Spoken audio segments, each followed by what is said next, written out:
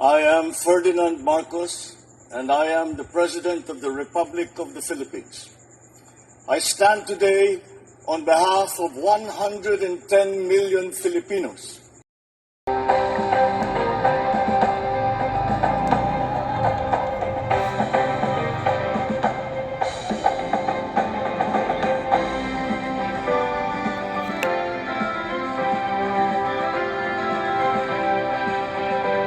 Masasaksihan po natin ngayon ang pamamahagi ng anti-dengue commodities mula sa Department of Health para sa mga syudad ng Biñan at San Pedro, Laguna.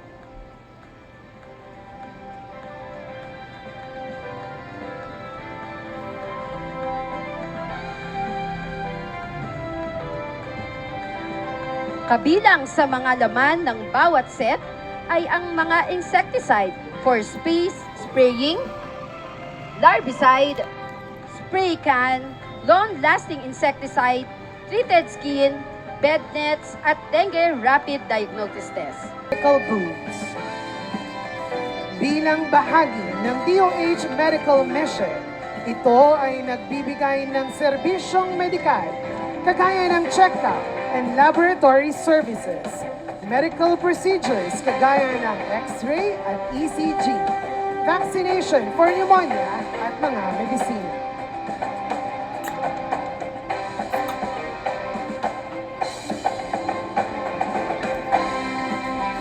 Sa ngayon ay mayroong 20 volunteer doctors at iba pang health professionals ang nandito at tutugon sa ating mga pangangailangang medikal.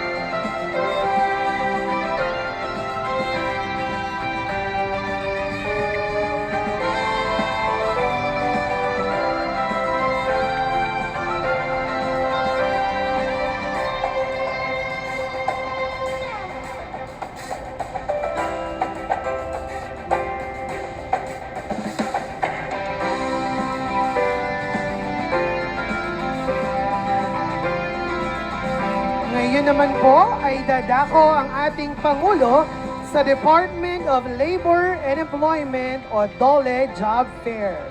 Sa ngayon ay mayroong 4,282 job vacancies dulot ng ating 25 participating employers na handang tumanggap ng aplikasyon ng ating mga job seekers at beneficiaries ng DSWD 4Ps. Bukod sa employers' booths, kasalukuyan ding namamahagi ang DOLE ng 5,600 pesos sa bawat benepisyaryo mula sa TUPAD program. Ganon din naman ang DSWD ay namamahagi ng 3,000 pesos bilang assistance to individuals in crisis situations or AICS para sa ating mga 4Ps beneficiaries.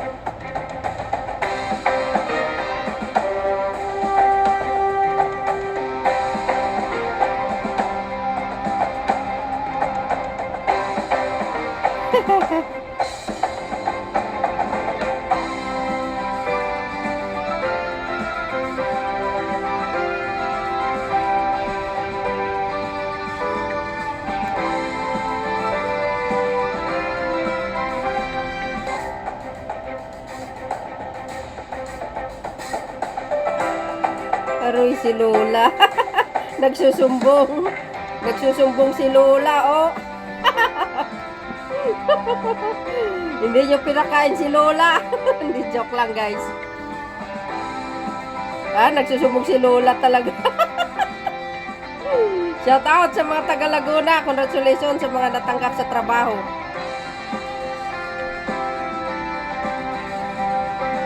Aroy. Wala kayo, nagsusumbong si Lola. Hindi yung pinakain. Joke lang. Ay, nandyan si Pogi. Si Dan Fernandez.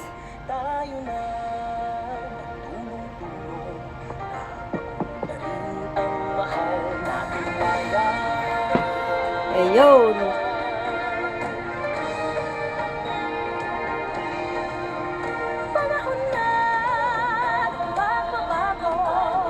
At ang lahat ng ating mga kaibigan sa local government na tumutulong sa lahat ng programa ng national government para naman maidala namin ang serbisyo,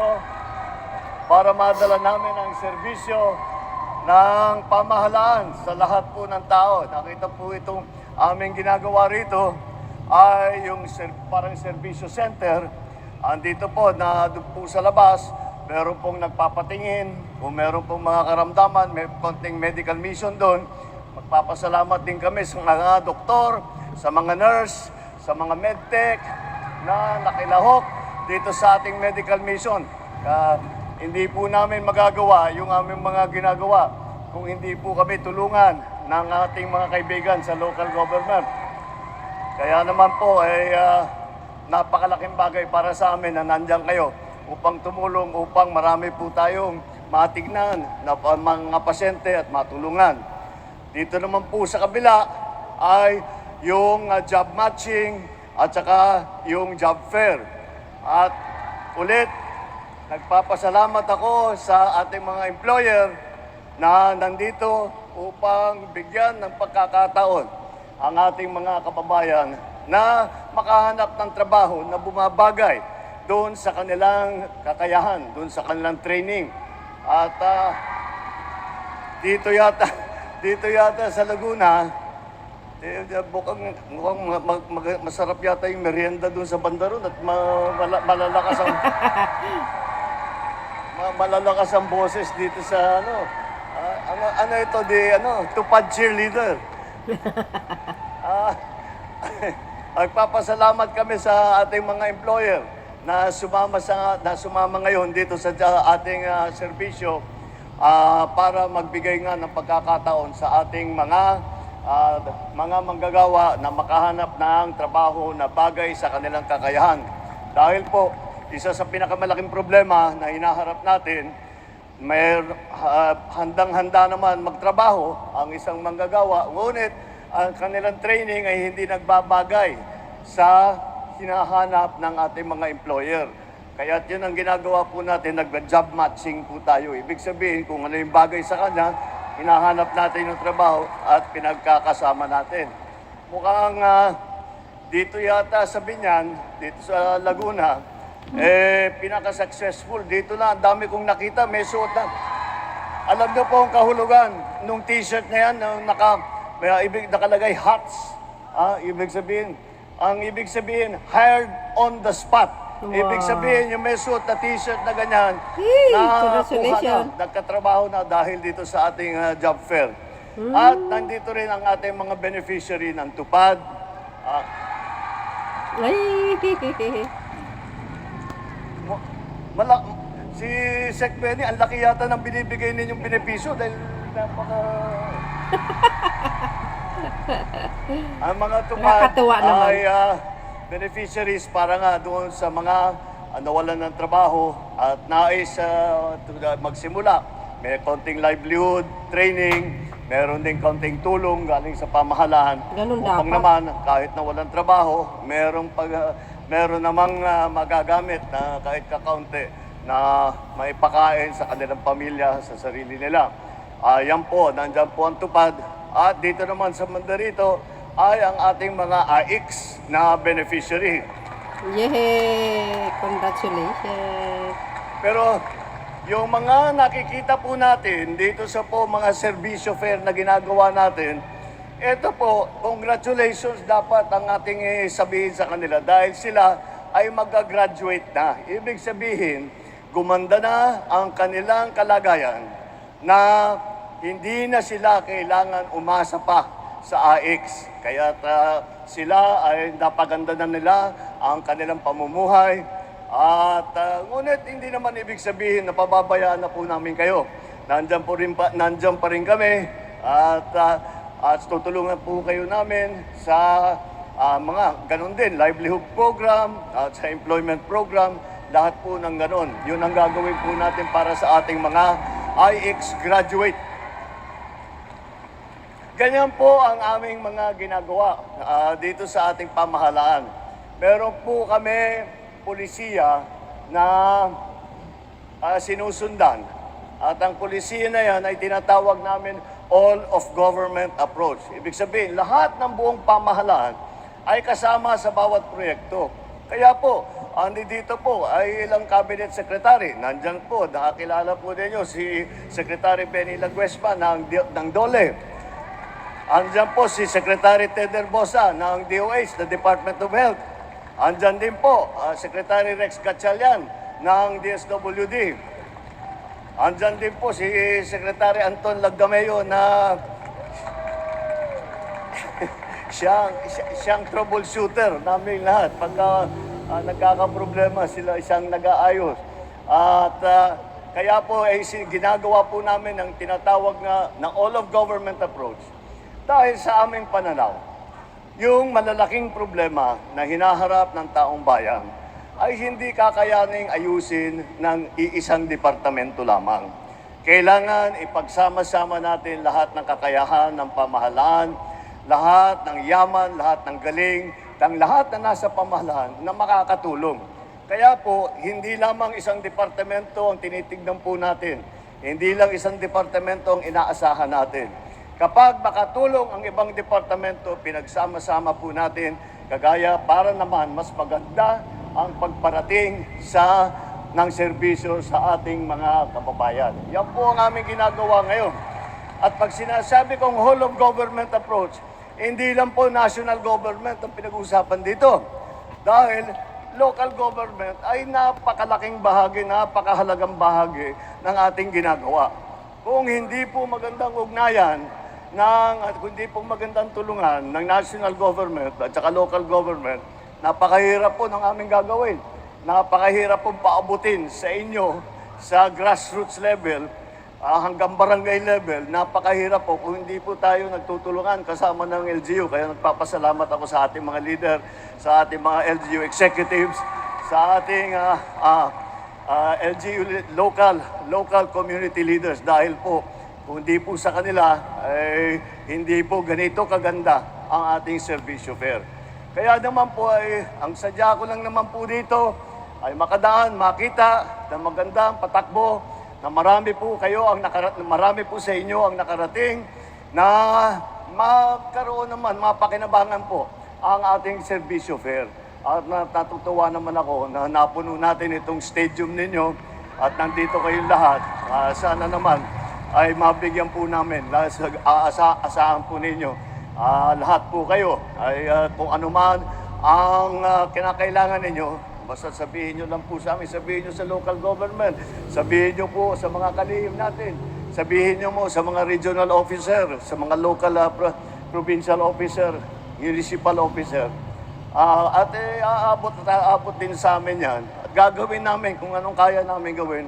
Asahan po ninyo ay gagawin po namin. Asahan din po ninyo na ang inyong pamahalaan ay walang ginawa kundi mag-isip, maghanap, magtrabaho upang mapaganda ang takbo ng pamahalaan para mapabilis, mapaganda at maparami ang serbisyo ng pamahalaan para sa inyo, para sa ating mga kababayan.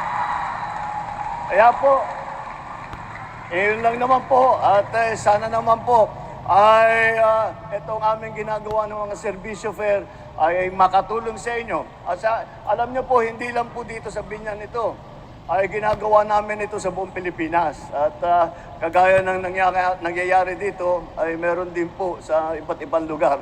Para naman ay hindi sabihin na pagka lamang andun ako na magkakaroon ng ganito. Kahit wala po ako ron, meron po tayo mga tinatawag na serbisyo fair. Asahan po ninyo, patuloy po namin gagawin ito hanggat may kailangan kayo.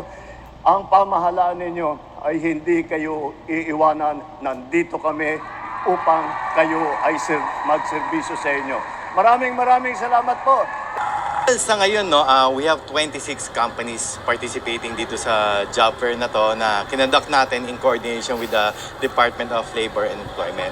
So, more or less, it's more than 500 position yan. Wala lang akong exact figure right now, but medyo marami-rami na vacant position. And for the participant natin, we are expecting at least roughly 3,000 Pantawid beneficiaries from the province of Laguna. So, iba't ibang bayan po yan ang paggagalingan po. Primarily mga graduating, pero merong iba na medyo hindi pa graduating. But basically kasi ang gusto natin mangyari sa ating programa, bago sila makagraduate, napalakas na natin kakayahan nila, hindi lang sa kanilang pamilya, matugunan yung pangunahing pangangailangan sa pag-aaral at sa pangkalusugan ng mga bata. And at the same time, meron silang kahit paanong pinagkakakitaan na. Either livelihood or employment. So, this job fair, mahalaga po to dahil ito yung means, opportunity para kahit paano makapaghanap sila ng trabaho at kaya nilang tumayo na sa sariling kanilang paa at hindi mag-slide back dun sa dati nilang kalagayan once they exited the program. And other than that kasi, gusto natin ma-maximize po nila lahat yung services na andito. Maaring hindi naman hindi sila nag-apply pero kailangan nila ng NBI clearance, kailangan nila pwede na ma-apply para doon naman sa ibang kumpanya na hindi nakasama dito. Yung sa bagong Pilipinas, ang gusto kasi natin tulong-tulong. Walang iwanan, bawat isa mahalaga. Okay, so bigyan natin equal opportunity, ilapit natin sa kanila hanggat maaari yung ating serbisyo para lahat sila maging productive partner natin, productive member of our society. If we don't provide this opportunity, they will always be dependent on us. They may think na binibigay lang natin, hindi. But other than those things, lalo na sa Pantawid, pinabago natin kanilang pananaw, pinapalakas natin kakayahan nila. Hindi lang bilang miyembro ng kanilang pamilya, kundi miyembro din ng ating mga komunidad. Nalaman ko po dahil sa parent leader po namin sa 4Ps. Sinabihan niya po kami na magkakaroon po ng job fair. Ako po ay may trabaho na as house helper. So ngayon, pumunta po ako dito para matanong ko na rin po yung MDR ko kasi wala pa po akong MDR at saka makapagpa-check up na rin po. Tapos ini-encourage ko din po yung mga member ko na yung mga anak nila na 18 above, pwede mag-apply ng trabaho. Ang laking tulong po para sa amin, kasi hindi na namin kailangan pumunta pa sa mag-commute para pumunta sa PhilHealth or magpa-medical, ganun. kung ganito po yung gagawin dito sa atin sa Pilipinas, maganda po at maraming matutulungan. At saka magiging accessible din sa lahat na one stop. Hindi na kailangan pang pupunta dito, pupunta doon. Mas maganda po. Pangulong BBM po, sana po ituloy-tuloy niya lang yung mga programa na ganito para naman po sa pangkalahatan, para sa buong Pilipinas. Nagpapasalamat po ako dahil nagkaroon po ng ganitong programa, si Pangulong BBM. Ayun po, salamat po. Bilang employer po, sobrang laking tulong ng job fair sa aming company. Bukod po sa napapadali na mahanap namin yung mga applicant na pwede sa company namin. Of course, madami din pong applicants na pwedeng mag-apply doon sa job hiring. Ang mga may pangako namin, once na ma-hire po sila, meron kami mga government benefits, kompleto po yan. And then, patuloy po namin inaalagaan yung health ng aming mga employees, actively communicating po sa kanila, sa kanilang mga concerns po regarding po sa kung ano po yung company concerns nila. Mensahe ko lang po kay President Bongbong Marcos, maraming salamat po sa ganitong programa po dahil marami tayong mga applicant na nabibigyan ng pag-asa na makahanap ng trabaho. Oh, napanood nyo mga kababayan? Sabi sa inyo kakaiba talaga si PBBM, ano? Sa idea. Ay, nako. Talagang mahanga ako, guys. Inuulit ko lagi yan. Kakaiba yung skill niya. Yung kaparaanan niya lagi. Grabe, ano? Siya na talaga ang mismong naghanap ng trabaho. Yes, no? Ika nga, siya na mismo ang gumagawa ng paraan para magkaroon ng pag-applyan itong mga kababayan natin sa Laguna, Cavite, Iloilo, Ilocos Norte, Samar. Grabe! O, di ba? Serbisyo para sa mamayang Pilipino, dinala niya na talaga sa bawat lugar. Siya na mismo, kamo, ang pumunta. O, saan kayo makakitang ganyang klaseng pangulo na talaga namang very hands-on, lahat nakikinabang. Huwag niyo sabihin na walang DDS dyan, nag-apply, imposible. Huwag kayo, no? Kaya dito guys, sa ating mga na Pangulong Marcos Jr., never forget yung kanyang magandang nagagawa. Sabi nila, wala ngang project ang Pangulo, Jesus Mariusip. Lantara naman ng ginagawa ko na pag-upload ng video. Makita nyo naman ang mga project niya, lalo na sa Cavite. Naloka naman ako sa mga anti-Marcos na ito. Yung mga puon nyo nga, walang nagawa yung iba nga, puro patayan dito, patayan dun Yung paglago ng ekonomiya nga, hindi inaasikaso Basta lang makaupo sa Malacanang, hanggang doon na lang. Pero yung pairalin mo yung utak nila na anong klaseng solusyon ang dapat gagawin, wala. 'Di ba? Umaasa na lang sila sa mga gabinete nila na yung suggestion ng gabinete ganitong gawin. Pero si PBBM hindi, guys. Kusa galing sa utak niya. Siyempre, dahil maganda yung kanyang idea, isasang-ayunan ng mga gabinete niya yan Dahil lahat yan makikinabang. Yung binabati ko siya yung ayuda. Bakit? Anong problema nyo sa ayuda? Yung temporary lang naman. Hindi man araw-araw may ayuda. Kayo naman, oo. Yan, yung ayuda, hindi para sa mga anti-Marcos na puro paninira lang. Para yan sa mga mahihirap. O tingnan nyo sa Purpose, sa AX. Ang daming nag-graduate, O ngayon, wala na sila sa Purpose. At least, maayos na ang buhay nila. May tagahanap buhay. Itong mga to, himbis magpasalamat na lang at masaya, magtulungan. Wala puro lang panghihila pababa. Gusto lang makaupo yung puon nila. Ilalagay mo yung puon mo doon sa palasyo wala naman sariling idea yun O BO. Walang alam sa pamumuno, di kayo naloka. Hindi nga well experience sa pamuno, tulad ni PBBM, very well experience yan focus lang sa trabaho. Hindi pala away. Itong mga alipores ni Piatos, puro pala away ang ginagawa. Away dito sa social media, puro batikos, puro paninira. Hala, bira. Sa paninira nyo, anong balik sa inyo? Hinabol kayo ng karma. Anong klaseng karma? Nakulong sa ICC. Kaya, magtira kayo ng luha nyo.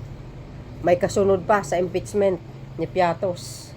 Sabi sa inyo talaga kakarmahin kayo talaga sa pambabatikos, paninira yung kay Pangulong Marcos Jr. Tandaan nyo yan, lahat yan may consequence. So yun guys, ano po ang kapalagayan nyo?